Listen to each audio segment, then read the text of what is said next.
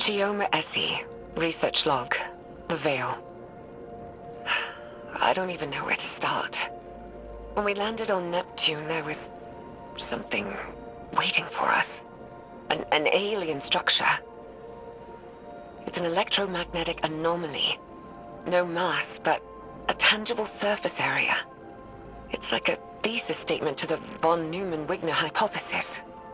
It's definitely paracausal, like the Traveler. Maya calls it the Veil. She says she heard the name in a whisper when she looked at it. When I asked her who whispered, she said it was her own voice. I still haven't had time to process that. Everyone on the initial survey team died. The minute they touched the object, they entered a state of brain death. All of them.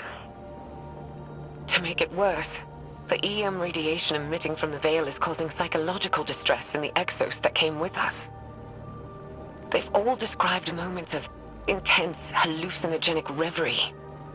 Some of them went silent and rigid and just stopped. Maya called it billboarding. Something from the early days of Clovis Bray's Exomind project. She doesn't seem afraid or surprised. She's convinced this thing, in her own words, she says, it'll be our salvation. Fascinating. This corroborates what Nezarek said, that the Veil survived Savathun's escapade. This must have been the root of Savathun's betrayal, stalling the witness's plan to buy time to counter it. So, she stole the Veil from Nezarek? And killed him in doing so. It explains what happened to the lunar pyramid, why it's dormant. And what about the rest of this? What happened to the Exos? Is that what happened to all of them? I have some theories, but it's too early. Regardless, it sounds like the Veil had an ill effect on Dr. Sanderesh. We must be cautious. Hopefully the next log we decrypt will shed more light on this enigma. Chioma Essie, research log, the Veil. We shouldn't settle here. It's a mistake.